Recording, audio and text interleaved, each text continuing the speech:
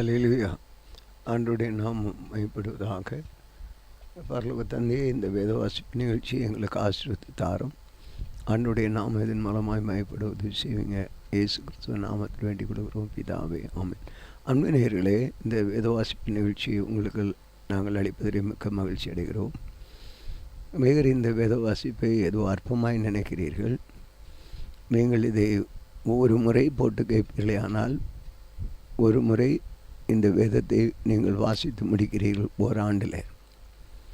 எத்தனை முறை நீங்கள் கேட்பீர்களோ அத்தனை முறை நீங்கள் வேதத்தை வாசித்து முடிக்கிறீர்கள். அது மாத்திரமல்ல, குறிப்பாக நீங்கள் வசதியான நேரம் கிடைக்காமல் இருக்கும் பொழுது, பயணங்களிலும் அல்லது வேலை நேரங்களிலும் இதை நீங்கள் போட்டு எத்தனை முறையும் கேட்டுக்கொள்ளலாம். அவ்வளவு வசதியை தருகிறது. வியாதி படுக்கையில் இருக்கிறவர்களுக்கு போட்டு கொடுக்கும் பொழுது விசுவாசத்தை பெருக பண்ணும். ஆகவே அது மாத்திரமல்ல, இது நேரடியாக தேவனுடைய வார்த்தை உங்களுக்குள் பாயும். ஒருவருக்குள் வந்து ஒருவர் சொல்லுகிறதை நீங்கள் அதை பார்த்து வேடிக்கை பார்க்கறது போல கேட்குறதை விட இதை கவனியுங்கள். கர்த்தர் உங்களை மேன்மைப்படுத்துவாராக. தொடர்ந்து இன்றைக்கும் நாம் வாசிக்க வேண்டிய வேத பகுதி 1 ராஜாக்களின் புத்தகம் 18ஆம் அதிகாரம். 1 ராஜாக்கள் 18. அநேக நாள் சென்று மூன்றாம் வருஷம் ஆகையில் கர்த்தருடைய வார்த்தை எலியாவுக்கு உண்டாகி, நீ போய் ஆகாப்புக்கு உன்னை காண்பி, நான் தேசத்தின் மேல் மலையை கட்டிடுவேன் என்றார். அப்பொழுது எலியா ஆகாப்புக்கு தன்னை காண்பிக்க போனான். பஞ்சமுவனில் சமாரியாவிலே கொடிதாக இருந்தது. ஆனபடியால் ஆகாப் அரண்மனை விசாரிப்புக்காரனாகிய ஒபதியாவை அழைப்பிட்டார். ஒபதியா கர்த்தருக்கு மிகவும் பயந்து நடக்கிறவனாக இருந்தார். யேசபேல் கர்த்தரின் தீர்க்கதரிசிகளை சங்கரிக்கும் பொழுது ஒபதியா 100 தீர்க்கதரிசிகளை சேர்த்து அவர்களை கெபிக்கு 50 பேராக ஒழித்து வைத்து அவர்களுக்கு அப்பமும் தண்ணீரும் கொடுத்து அவர்களை பராமரித்து வந்தார். ஆகாப் ஒபதியாவை பார்த்து, நீ தேசத்தில் இருக்கிற எல்லா நீரூற்றுகளிடத்திலும் எல்லா ஆறுகளிடத்திலும் போ, நாம் சகல மிருக ஜீவன்களையும் சாக கொடாமல் குதிரையையும் கோவேறு கழுதைகளையுமாவது உயிருடைய காப்பாற்றும்படிக்கு நமக்கு புல் அகப்படுமோ என்று பாருகின்றான். அப்படியே தேசத்தை சுற்றி பார்க்கும்படி அதை பகுத்து கொண்டு ஆகாப் ஒரு வழியாகவும் ஒபதியா வேறொரு வழியாகவும் போனார்கள். ஒபதியா வழியில் போகும் பொழுது எலியா அவனுக்கு எதிர்பட்டான். அவன் இவனை இன்னான் என்று அறிந்து முகங்குப்புற விழுந்து, நீர் என் ஆண்டவனாகி எலியா அல்லவா என்று கேட்டதற்கு அவன், ஆண்டான், நீ போய் இதோ எலியா வந்திருக்கிறான் என்று உன் ஆண்டவனுக்கு சொல் என்றான். அதற்கு அவன், ஆகாப் என்னை கொண்டு போடும்படி நீர் உமது அடியானை அவன் கையில் ஒப்பு கொடுக்க நான் என்ன பாவம் செய்தேன்? உம்மை தேடும்படி என் ஆண்டவன் மனுஷரை அனுப்பாத ஜாதியும் ராஜ்யமும் இல்லை என்று உம்முடைய தேவனாகிய கர்த்தரின் ஜீவனை கொண்டு சொல்லுகிறேன். நீர் இல்லை என்று அவர்கள் சொன்ன பொழுது அவன் அந்த ராஜ்யத்தையும் அந்த ஜாதியும் உம்மை காணவில்லை என்று சத்தியம் வாங்கி கொண்டார். இப்போது நீ போய் உன் ஆண்டவனுக்கு இதோ எலியா வந்திருக்கிறான் என்று சொல் என்று நீர் சொல்லுகிறீரே. நான் உம்மை விட்டு போனுடனே ஒருவேளை கர்த்தருடைய ஆவியானவர் உம்மை எடுத்து நான் அறியாத இடத்திற்கு கொண்டு போவார். அப்பொழுது நான் ஆகாப்பிடத்திற்கு போய் அறிவித்த பின்பு அவன் உம்மை காணாவிட்டால் என்னை கொண்டு போடுவானே. உமது அடியானே, நான் சிறு வயது முதல் கர்த்தருக்கு பயந்து நடக்கிறவன். யேசபேல் கர்த்தரின் தீர்க்கதரிசிகளை கொண்டு போடுகிற பொழுது நான் கர்த்தருடைய தீர்க்கதரிசிகள் 100 பேரை ஒவ்வொரு கபியிலே 50 பேராக ஒழித்து வைத்து அவர்களுக்கு அப்பமும் தண்ணீர் கொடுத்து பராமரித்து வந்த என்னுடைய செய்கை என் ஆண்டவனுக்கு அறிவிக்கப்படவில்லையோ? இப்பொழுதும் என் ஆண்டவன் என்னை கொண்டு போடும்படியாக நீர் இதோ எலியா வந்திருக்கிறான் என்று போய் அவனுக்கு சொல் என்று சொல்கிறீரே என்றான். அதற்கு எலியா, இன்றைக்கு என்னை அவனுக்கு காண்பிப்பேன் என்று சேனைகளின் கர்த்தர் முன்பாக நிற்கிற நான் அவருடைய ஜீவனை கொண்டு சொல்லுகிறேன் என்றான். அப்பொழுது ஒபதியா போய் ஆகாப்பை சந்தித்து அவனுக்கு அதை அறிவித்தவுடனே ஆகாப் எலியாவை சந்திக்க போனான். ஆகாப் எலியாவை கண்டபோது ஆகாப் அவனை நோக்கி, இஸ்ரவேலை கலங்க பண்ணுகிறவன் நீ அல்லவா என்றான். அதற்கு அவன், இஸ்ரவேலை கலங்க பண்ணுகிறவன் நான் அல்ல, கர்த்தரின் கட்டளைகளை விட்டு பாகால்களை பின்பற்றினதினால் நீர் உம்முடைய தகப்பன் வீட்டாருமே இஸ்ரவேலை கலங்க பண்ணுகிறவர்கள். இப்பொழுதும் கர்மேல் பர்வதத்தில் இஸ்ரவேல் அனைத்தையும் பாகாலின் தீர்க்கதரிசிகள் 450 பேரையும் இயேசுவேலின் பந்தியில் சாப்பிடுகிற தோப்புக்குரத்தின் தீர்க்கதரிசிகள் 400 பேரையும் என்னிடத்தில் கூட்டிக் கொண்டு வா, ஆட்களை அனுப்பும் என்றான். அப்படி ஆகாப் இஸ்ரவேல் புத்திரருடைய எல்லாரிடம் ஆட்களை அனுப்பி கர்மேல் பர்வதத்தில் அந்த தீர்க்கதரிசிகளை கூடி வரும்படி செய்தான். அப்பொழுது எலியா சகல ஜனத்தண்டைக்கு வந்து, நீங்கள் எந்த மட்டும் 2 நினைவுகளால் குந்தி குந்தி நடப்பீர்கள்? கர்த்தர் தெய்வமானால் அவரை பின்பற்றுங்கள், பாகால் தெய்வமானால் அவரை பின்பற்றுங்கள் என்றான். ஜனங்கள் பிரதித்திரமாக அவனுக்கு ஒன்று சொல்லவில்லை. அப்பொழுது எலியா ஜனங்களை நோக்கி, கர்த்தரின் தீர்க்கதரிசிகள் மீந்திருக்கிறவன் நான் ஒருவன், பாகாலின் தீர்க்கதரிசிகளும் 450 பேர். இப்பொழுதும் 2 காளைகளை எங்களிடத்தில் கொண்டு வரட்டும் என்று ஒரு காளையை அவர்கள் தெரிந்து கொண்டு அதை சந்து சந்தாக துண்டித்து நெருப்பு போடாமல் விறகுகளின் மேல் வைக்கப்படவர்கள். நான் மற்ற காளையை அப்படியே செய்து நெருப்பு போடாமல் விறகுகளின் மேல் வைப்பேன். நீங்கள் உங்கள் தேவனுடைய நாமத்தை சொல்லி கூப்பிடுங்கள், நான் கர்த்தருடைய நாமத்தை சொல்லி கூப்பிடுவேன். அப்பொழுது அக்கினியினால் உத்தரவு அருளும் தெய்வமே தெய்வம் என்றான். அதற்கு ஜனங்கள் எல்லாரும் இது நல்ல வார்த்தை என்றார்கள். அப்பொழுது எலியா பாகாலின் தீர்க்கதரிசிகளை நோக்கி, நீங்கள் அநேகரானதால் நீங்களே முந்தி ஒரு காளையை தெரிந்து கொண்டு அதை ஆயத்தம் பண்ணி நெருப்பு போடாமல் உங்கள் தேவனுடைய நாமத்தை சொல்லி கூப்பிடுங்கள் என்றான். தங்களுக்கு கொடுக்கப்பட்ட காளையை அவர்கள் வாங்கி அதை ஆயத்தம் பண்ணி, பாகாலே எங்களுக்கு உத்தரவு அருளும் என்று காலை தொடங்கி மத்தியானம் மட்டும் பாகாலின் நாமத்தை சொல்லி கூப்பிட்டார்கள். ஆனாலும் ஒரு சத்தமும் பிறக்கவில்லை, மறு உத்தரவு கொடுப்பாரும் இல்லை. அவர்கள் கட்டின பலிபீடத்திற்கு எதிரே குதித்து ஆடினார்கள். மத்தியான வேளையில் எலியா அவர்களை பரியாசம் பண்ணி, உரத்த சத்தமாய் கூப்பிடுங்கள், அவன் தேவனாமை அவன் தியானத்தில் இருப்பான், அல்லது அவன் அலுவலகத்தில் இருப்பான், அல்லது பிரயாணம் இருப்பான், அல்லது தூங்கினாலும் தூங்குவான், அவனை எழுப்ப வேண்டியதாகும் என்றார். அவர்கள் உரத்த சத்தமாய் கூப்பிட்டு தங்கள் வழக்கத்தின்படி இரத்தம் தங்கள் மேல் வடிய மட்டும் சுத்திகளாலும் ஈட்டிகளாலும் தங்களை கீறிக்கொண்டார்கள். மத்தியான வேளையில் சென்ற பின்பு அந்தி பலி செலுத்தும் நேரமட்டாக சன்னதம் சொல்லி கொண்டு இருந்தார்கள். ஆனாலும் ஒரு சத்தமும் பிறக்கவில்லை. மறு உத்தரவு கொடுப்பாரும் இல்லை, கவனிப்பாரும் இல்லை. அப்பொழுது எலியா சகல ஜனங்களை நோக்கி, நீங்கள் என் கிட்டே வாருங்கள் என்றான். சகல ஜனங்களும் அவன்கிட்டே வந்த பொழுது தகர்க்கப்பட்ட கர்த்தருடைய பலிபீடத்தை அவன் செப்பனிட்டு, உனக்கு இஸ்ரவேல் என்னும் பேர் இருப்பதாக என்று சொல்லி கர்த்தருடைய வார்த்தையை பெற்ற யாக்கோபுடைய குமாரில் உண்டான கோத்திரங்களுடைய இலக்கத்தின்படி 12 கற்களை எடுத்து அந்த கற்களாலே கர்த்தருடைய நாமத்திற்கு ஒரு பலிபீடத்தை கட்டி பலிபீடத்தை சுற்றிலும் தானியம் அளக்கிற 2 படி விதைக்கத்தக்க இடமான ஒரு வாய்க்காலை உண்டாக்கி விறகுகளை அடுக்கி ஒரு காளையை சந்தாக துண்டித்து விறகுகளின் மேல் வைத்தான். பிற்பாடு அவன், நீங்கள் 4 குடம் தண்ணீர் கொண்டு வந்து சர்வாங்க தகன பலியின் மேல் விறகுகளின் மேலும் ஊற்றுங்கள் என்றான். பின்பு 2ஆம் தரமும் அப்படியே ஊற்றுங்கள் என்றான். 2ஆம் தரம் ஊற்றினார். அதற்கு பின்பு 3ஆம் தரம் அப்படி ஊற்றுங்கள் என்றான். 3ஆம் தரம் ஊற்றினார்கள். அப்பொழுது தண்ணீர் பலிபீடத்தை சுற்றிலும் ஓடினது. வாய்க்காலின் தண்ணீர்கள் நிரப்பினான். அந்தி பலி செலுத்தும் நேரத்தில் தீர்க்கதரிசி எலியா வந்து, ஆபிரகாமுக்கு ஈசாக்கு யாக்கோபுக்கும் தேவனாகிய கர்த்தர் இஸ்ரவேலின் தேவன் என்றும் நான் உம்முடைய ஊழியக்காரன் என்றும் நான் இந்த காரியங்களை எல்லாம் உம்முடைய வார்த்தையின்படி செய்தேன் இன்றைக்கு விளங்க பண்ணும். கர்த்தாவே, நீ தேவனாகிய கர்த்தர் என்றும் தேவரீர் தங்கள் இருதயத்தை மறுபடியும் திருப்பினீர் என்றும் இந்த ஜனங்கள் அறியும்படி என்னை கேட்டருளும் என்றான். அப்பொழுது கர்த்தரிடத்திலிருந்து அக்கினி இறங்கி அந்த சர்வாங்க தகன பலியும் விறகுகளையும் கற்களையும் மண்ணையும் பட்சித்து வாய்க்காலில் இருந்த தண்ணீரையும் நக்கி போட்டது. ஜனங்கள் எல்லாரும் அதை கண்டு போது முகங்குப்புற விழுந்து, கர்த்தரே தெய்வம் என்றார்கள்.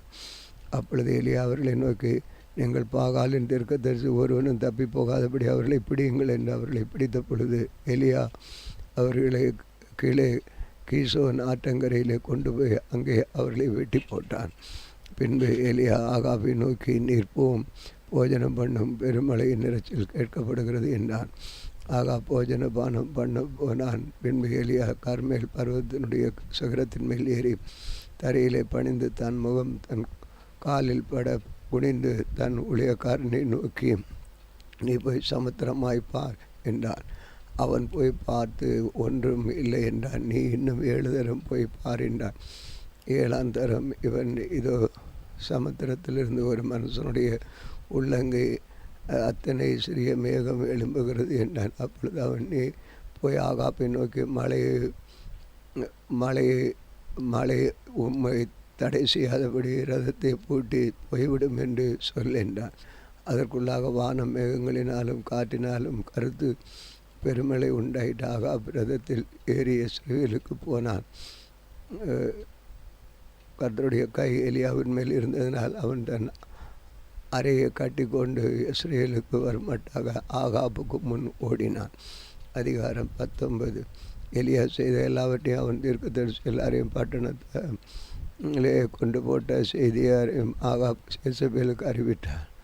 அப்பொழுது இசபேல் எலியாவினிடத்தில் ஆள் அனுப்பி அவர்களை, ஒருவனுடைய பிராணனுக்கு செய்யப்பட்டது போல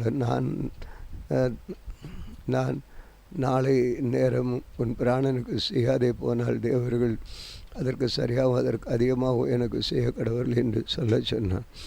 அவனுக்கு அது தெரிந்த பொழுது எழுந்து தன் பிராணனை காக்க யூதாவை சேர்ந்த பெயர்செபாவுக்கு புறப்பட்டு போய் தன் வேலைக்காரன் அங்கே நிறுத்திவிட்டான். அவன் வனாந்திரத்தில் ஒரு நாள் பிரயாணம் போய் ஒரு சூரிய செடியின்கள் உட்கார்ந்து நான் சாக வேண்டும் என்று கோரி, போதுங்கத்தாவே என் ஆத்மாவை எடுத்துக்கொள்ளும், நான் என் பிதாக்களை பார்க்கல நல்லவன் அல்ல என்று சொல்லி ஒரு சூரிய செடியின்கள் படுத்து கொண்டு நித்திரை பண்ணினான். அப்பொழுது ஒரு தூதன் அவனை தட்டி எழுப்பி எழுந்திருந்து போஜனம் பண்ணும் என்றான். அவன் விழித்து பார்க்கிற பொழுது இதோ தலையில் சுடப்பட்ட அடையும் ஒரு பாத்திரத்தில் தண்ணீரும் அவன் தலைமாட்டில் இருந்தது. அப்பொழுது அவன் புசித்து குடித்து திரும்ப படுத்து கொண்டான். கர்த்தருடைய தூதன் திரும்ப 2ஆம் தரம் வந்து அவனை தட்டி எழுப்பி எழுந்திருந்து போஜனம் பண்ணி, நீ பண்ண வேண்டிய பிரயாணம் வெகு தூரம் என்றான். அப்பொழுது அவன் எழுந்திருந்து புசித்து குடித்து அந்த போஜனத்தின் பலத்தினால் 40 நாள் இரவும் பகலும் ஒரே பெண்ணும் தேவனுடைய பர்வத்தின் மட்டும் நடந்து போனான். அங்கே அவன் ஒரு கெபிக்குள் போய் தங்கினான். இதோ கர்த்தருடைய வார்த்தை அவனுக்கு உண்டாகி அவர் எலியாவை, இங்கே எனக்கு என்ன காரியம் என்றார். அதற்கு அவன், சேனைகளின் தேவனாகிய கர்த்தருக்காக வெகு பக்தி வைராக்கியமாயிருந்தேன். இஸ்ரவேல் புத்திரர் உமது உடன்படிக்கையை தள்ளிவிட்டார்கள். உம்முடைய பலிவிடங்களை இடித்து உம்முடைய தீர்க்கதரிசிகளை பட்டயத்தினால் கொண்டு போட்டார்கள். நான் ஒருவன் மாத்திரம் மீதியாயிருக்கிறேன், என் பிராணனை வாங்க தேடுகிறார்கள் என்ன. அப்பொழுது அவர், நீ வெளியே வந்து கர்த்தருக்கு முன்பாக பர்வதத்தில் நில் என்றார். அப்பொழுது இதோ கர்த்தர் கடந்து போனார். கர்த்தருக்கு முன்பாக பர்வதங்களை பிளக்கிறதும் கண்மலைகளை உடைக்கிறதுமான பலத்த பெருங்காற்று உண்டாயிற்று. ஆனாலும் அந்த காற்றிலே கர்த்தர் இருக்கவில்லை. காற்றிருப்பின் பூமி அதிர்ச்சி உண்டாயிற்று. பூமி அதிர்ச்சியும் கர்த்தர் இருக்கவில்லை. பூமி அதிர்ச்சிக்கு பின் அக்னி உண்டாயிற்று. அக்னியிலும் கர்த்தர் இருக்கவில்லை. அக்னிக்கு பின் அமர்ந்த மெல்லிய சத்தம் உண்டாயிற்று. அது எலியா கேட்டபோது தன் சால்வையினால் தன் முகத்தை மூடிக்கொண்டு வெளியே வந்து கெபி வாசலில் நின்றான். அப்பொழுது இதோ எலியாவே, இங்கே உனக்கு என்ன காரியம் என்கிற சத்தம் அவனுக்கு உண்டாயிற்று. அதற்கு அவன், சேனையுடைய தேவனாகிய கர்த்தருக்காக வெகு பக்தி வைராக்கியமாக இருந்தேன். இஸ்ரவேல் புத்திர உமது உடன்படிக்கையை தள்ளிவிட்டார்கள். உம்முடைய பலிபீடங்களை இடித்து உம்முடைய தீர்க்கதரிசிகளை பட்டயத்தினால் கொண்டு போட்டார்கள். நான் ஒருவன் மாத்திரம் மீதியாக இருக்கிறேன் என்று பிராணனை வாங்க தேடுகிறார்கள் என்றார். அப்பொழுது கர்த்தர் அவனை பார்த்து, நீ தமஸ்குன் வழியா வனாந்திரத்திற்கு திரும்பி போய் ஆசுகளையும் சீரியாவின் மேல் ராஜாவாக அபிஷேகம் பண்ணி, பின்பு நிம்சியின் குமாரனாகிய யெகூவை இஸ்ரவேலின் ராஜாவாக அபிஷேகம் பண்ணி, ஆபேல் மேற்கொலவரனாகிய சாப்பாத்தின் குமாரனாகிய எலிசாவை உன் ஸ்தானத்திலே தீர்க்கதரிசியாக அபிஷேகம் பண்ணு. சம்பாதிப்பதாவது ஆசைகளின் பட்டயத்திற்கு தப்பினவனை யெகூ கொண்டு போடுவான். யெகூவின் பட்டயத்திற்கு தப்பினவனை எலிசா கொண்டு போடுவான். ஆனாலும் பாகாலுக்கு முடங்காதிருக்கிற முழங்கால்களையும் அவனை முத்தம் செய்யாதிருக்கிற வாய்களை உடைய 7000 பேரை இஸ்ரவேலுக்கு மீதியாக வைத்திருக்கிறேன் என்றார்.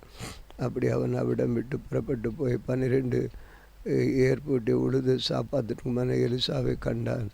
அவன் 12ஆம் ஏரை ஓட்டி கொண்டு தன் எலியாவன் இருக்கும் இடம் மட்டும் போய் அவன் மேல் தன் சால்வையை போட்டான். அப்பொழுது அவன் மாடுகளை விட்டு எலியாவின் பிறகே ஓடி, என் தகப்பனை என் தாயை முத்தம் செய்ய உத்தரவு கொடும், அதற்கு பின் உம்மை பின்தொடர்வேன் என்றான்.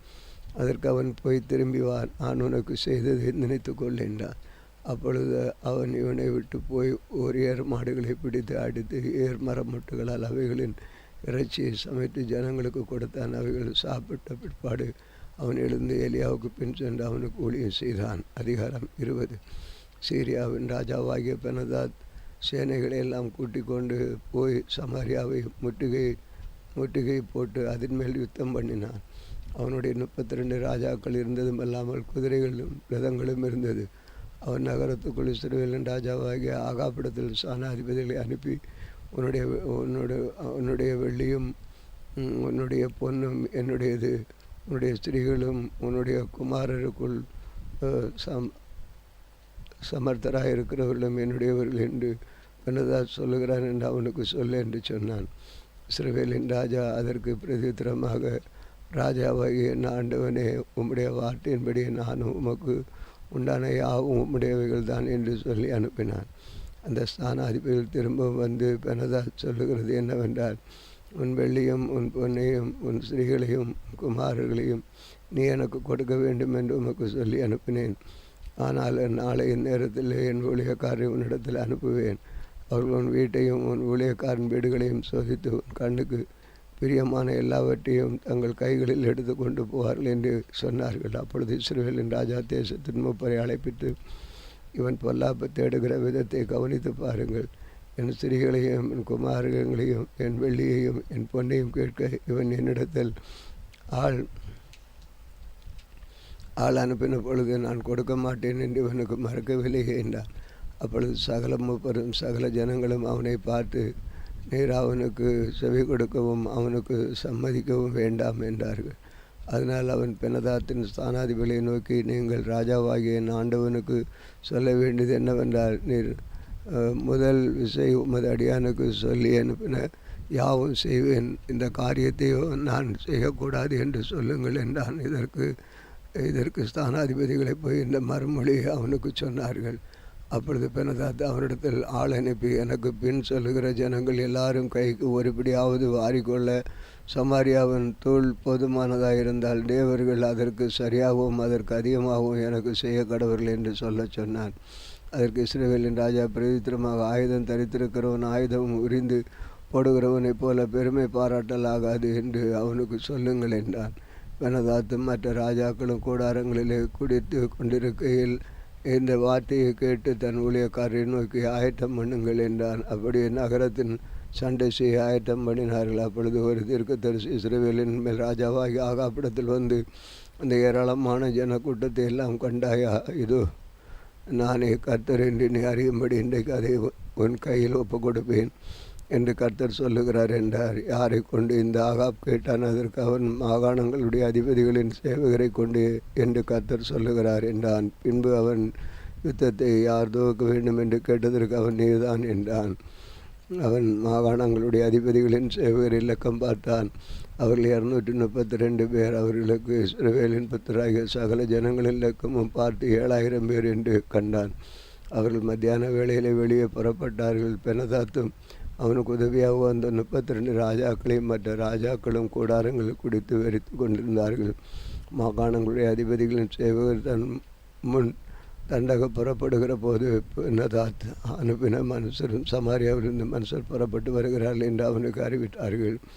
அப்பொழுது அவன், அவர்கள் சமாதானத்திற்கு புறப்பட்டு வந்தாலும் அவர்கள் உயிரோடு பிடியுங்கள், அவர்கள் யுத்தத்திற்காக புறப்பட்டு வந்தார்கள், அவர்களை உயிரோடு பிடியுங்கள் என்றான். மாகாணங்களுடைய அதிபதிகளின் சேவகரன் அவர்களும் அவர்களின் பின்னே வருகிற இராணுவமும் நகரத்திலிருந்து வெளியே வந்த பொழுது அவர்கள் அவரவர் தங்களுக்கு எதிர்படுகிறவர்களை வெட்டினார்கள். சீரியர் முறிந்தோட பண்ணினார்கள். இஸ்ரவேலர் அவர்களை துரத்தினார்கள். சீரியாவின் ராஜாவாகிய பெனதாத் சுரை ஏறி சில குதிரை சவுடு கூட தப்பி ஓட போனான். இஸ்ரவேலின் ராஜா புறப்பட்டு குதிரைகளையும் ரதங்களையும் முறியடித்து சீரியல் மகா சங்காரம் உண்டாக வெட்டினான். பின்பு அந்த தீர்க்கதரிசி இஸ்ரவேலின் ராஜாவிடத்தில் வந்து அவனை நோக்கி, நீ போய் உம்மை பலிபீடத்தில் கொண்டு நிச்சயத்தக்கது என்னதென்று கவனித்து பாரும். மறு வருஷத்திலே சீரியாவின் ராஜா உமக்கு விரோதமாக வருவான் என்றான். சீரியாவின் ராஜாவுடைய ஊழியக்காரர் அவனை பார்த்து, அவருடைய தேவன்கள் மலை தேவர்கள், அதனால் அவர்கள் நம்மை மேற்கொண்டார்கள், அவர்களுடைய சமபூமியில் யுத்தம் பண்ணினான். நல்லது, அப்பொழுது அவர்களை மேற்கொள்வது நிச்சயம். அதற்காக நீ செய்ய வேண்டியது என்னவென்றால், இந்த ராஜாக்கள் ஒவ்வொருவரையும் தங்கள் ஸ்தலத்திலிருந்து மாற்றி அவர்களுக்கு பதிலாக சேனாதிபதிகளை ஏற்படுத்தி நீர் மடிய கொடுத்த சேனைகளுக்குள் சரியாய் சேனைகளையும் அந்த குதிரைகளுக்கு சரியாக குதிரைகளையும் ரதங்களுக்கு சரியாய் ரதங்களையும் இலக்கம் பார்த்து கொள்ளும் பிற்பாடு சமபூமியில் நாம் அவர்களை யுத்தம் பண்ணி நிச்சயமாய் அவர்களை மேற்கொள்வோம் என்றார்கள். அவன் அவர்களை சொற்கேட்டு அப்படியே செய்தான். மறு வருஷத்திலே பனதாத் சீரியா இலக்கம் பார்த்து இஸ்ரவேலுடைய யுத்தம் பண்ண ஆப்பக்கிலே வந்தான். ஆப்பக்கிலே வந்த இஸ்ரவேல் புத்திரரும் இலக்கம் பார்க்கப்பட்டு தேவையானதை சம்பாதித்து கொண்டு அவர்களை எதிர்க்க புறப்பட்டு அவர்களுக்கு எதிரே 2 சிறிய வெள்ளாட்டு கிடைகளைப் போல பாளையம் இறங்கினார்கள். தேசம் சீரியாவில் நிறைந்திருந்தது. அப்பொழுது தேவனுடைய மனுஷன் ஒருவன் வந்து இஸ்ரவேலின் ராஜாவை பார்த்து, கர்த்தர் பள்ளத்தாக்களின் தேவராயிராமல் மலைகளின் தேவனாயிருக்கிறார் என்று சீரியர் சொல்லுகிறபடியால் நான் இந்த ஏராளமான ஜனக்கூட்டத்தை எல்லாம் உன் கையில் ஒப்பு கொடுத்தேன். அதனால் நானே கர்த்தர் என்று நீங்கள் அறிவீர்கள் என்று கர்த்தர் சொல்லுகிறார் என்றார். 7 நாளாலும் அவர்கள் முகமுகமாய் பாளையமாய் இருந்தார்கள். 7ஆம் நாளில் யுத்தம் கலந்து இஸ்ரவேல் புத்திரர் ஒரே நாளில் சீரியாவில் 1,00,000 காலாட்களை மடங்கடித்தார்கள். மீதியானவர்கள் ஆப்பக்கு பட்டணத்திற்குள்ளே ஓடி போனார்கள். அங்கே மீதியாக இருந்த 27,000 பேர் மேல் அலங்கம் இடிந்து விழுந்து பெனதாத் ஓடி போய் நகரத்திற்குள் புகுந்து உள்ளறையிலே பதுங்கினான். அப்பொழுது அவன் ஊழியக்காரர் அவனை நோக்கி, இதோ இஸ்ரவேல் வம்சத்து ராஜாக்கள் தயவுள்ள ராஜாக்கள் என்று கேட்டிருக்கிறோம். தங்கள் ரெட்டுகளை தங்கள் அறைகளில் கட்டி கயிறில் எங்கள் தலைகளில் சுற்றி கொண்டு இஸ்ரவேல் ராஜாவிடத்தில் போவோம். ஒருவேளை உம்மை உயிரோடு வைப்பார் என்று சொல்லி ரெட்டை தங்கள் அறைகளில் கட்டி கயிறுகளை தங்கள் தலைகளில் சுற்றி கொண்டு இஸ்ரவேலின் ராஜாவிடத்தில் வந்து என்னை உயிரோடு வையும் என்று உமது அடியானாகிய பெனதாத் விண்ணப்பம் பண்ணுகிறான் என்றால் அதற்கு அவன் இன்னும் அவன் உயிரோடு இருக்கிறான், அவன் சகோதரன் என்றான். அந்த மனுஷன் நன்றாய் கவனித்து அவன் வாயின் சொல்லி உடனே பிடித்து உமது சகோதரனாகிய பெனதாத் இருக்கிறான் என்றார்கள். அப்பொழுது அவன், நீங்கள் போய் அவனை அழைத்து கொண்டு வாருங்கள் என்று சொல்லி பெனதாத் அவனிடத்தில் வந்த பொழுது அவனை தன் ரதத்தில் ஏற்றி கொண்டான். அப்பொழுது பெனதாத் இவனை பார்த்து, என் தகப்பன் உம்முடைய தகப்பனார் கையில் பிடித்த பட்டணங்களை திரும்ப கொடுத்து விடுகிறேன் என்றார். கொடுத்து விடுகிறேன். என் தகப்பன் சமாரியாவிலே செய்து போல நீரும் தமஸ்குவிலே வீதிகளை உண்டாக்கி கொள்ளவும் என்றான். அதற்கு அவன், இந்த உடன்படிக்கை செய்த நான் உம்மை அனுப்பிவிடுகிறேன் என்று சொல்லி அவனுடைய உடன்படிக்கை பண்ணி அவனை அனுப்பிவிட்டான். அப்பொழுது தீர்க்கதரிசிகளுக்கு ஒருவன் கர்த்தருடைய வார்த்தையின்படி தன் தோழனை நோக்கி, நீ என்னை அடி என்றான். அந்த மனுஷன் அவனை பார்த்து, அடிக்க மாட்டேன் என்றான். அப்பொழுது இவனை பார்த்து, நீ கர்த்தருடைய சத்தத்துக்கு கீழ்ப்படியாமல் போனால் இதோ நீ என்னை விட்டு புறப்பட்டு போன உடனே ஒரு சிங்கம் உன்னை கொல்லும் என்றான். அப்படி அவனை விட்டு புறப்பட்ட உடனே ஒரு சிங்கம் இவனை கண்டு கொண்டு போட்டது. அதன் பின்பு அவன் வேறொருவனை கண்டு என்னை அடி என்றான். அந்த மனுஷன் அவனை காயமுண்டாக அடித்தான். அப்பொழுது அந்த தீர்க்கதரிசி போய் தன் முகத்தின் மேல் சாம்பலை போட்டு வேஷம் மாறினவனாய் வழியிலே ராஜாவாக காத்திருந்தான். ராஜா வழியாக வருகிற பொழுது இவன் ராஜாவை பார்த்து கூப்பிட்டு, உமது அடியான் யுத்தத்தில் நின்ற பொழுது ஒருவன் விலகி என்னிடத்தில் ஒருவனை கொண்டு வந்து இந்த மனுஷனை பத்திரம் பண்ணி இவன் தப்பி போனால் உன் பிராணன் அவன் பிராணனுக்கு ஈடாக இருக்கும், அல்லது ஒரு தாளந்து வெள்ளியை நீ கொடுக்க வேண்டும் என்றான். ஆனால் உமது அடியான் இங்கும் அங்கும் அனுகூலமாக இருக்கும் பொழுது அவன் போய்விட்டான் என்றான். இஸ்ரவேலின் ராஜா அவனை பார்த்து, நீ சொன்ன தீர்ப்பின்படி ஆகும் என்றான். அப்பொழுது அவன் சீக்கிரமாய் தன் முகத்தின் மேல் இருக்கும் சாம்பலை துடைத்து விட்டதினால் இஸ்ரவேலின் ராஜா அவன் தீர்க்கதரிசிகள் ஒருவன் என்று அறிந்து கொண்டார். அப்பொழுது அவனை நோக்கி, சங்காரத்துக்கு தான் நியமித்த மனுஷன் தன் கையிலிருந்து தப்பி போகும்படி நீ விட்டபடினால் உன் பிராணன் அவன் பிராணனுக்கு ஈடாகவும் உன் ஜனம் அவன் ஜனத்திற்கு ஈடாகவும் இருக்கும் என்று கர்த்தர் சொல்லுகிறான். அதனால் இஸ்ரவேலின் ராஜா சலிப்பும் விசனவுமாய் தன் வீட்டிற்கு போக புறப்பட்டு சமாரியாவுக்கு வந்தான். வாசிக்க வேண்டிய வேதபதி வாசித்தோம், ஜெபிப்போம். அன்பின் ஆண்டவரே, இந்த வேலையில் நீர் எங்களோடு இருந்து இந்த வேலை வாசிப்பு கொடுத்ததுக்கு ஸ்தோத்திரம். இந்த நாள் ஒரு ஆசீர்வதிக்கப்பட்ட ஒரு நாளாய் நீர் எங்களுக்கு மாற்றி தாரும்.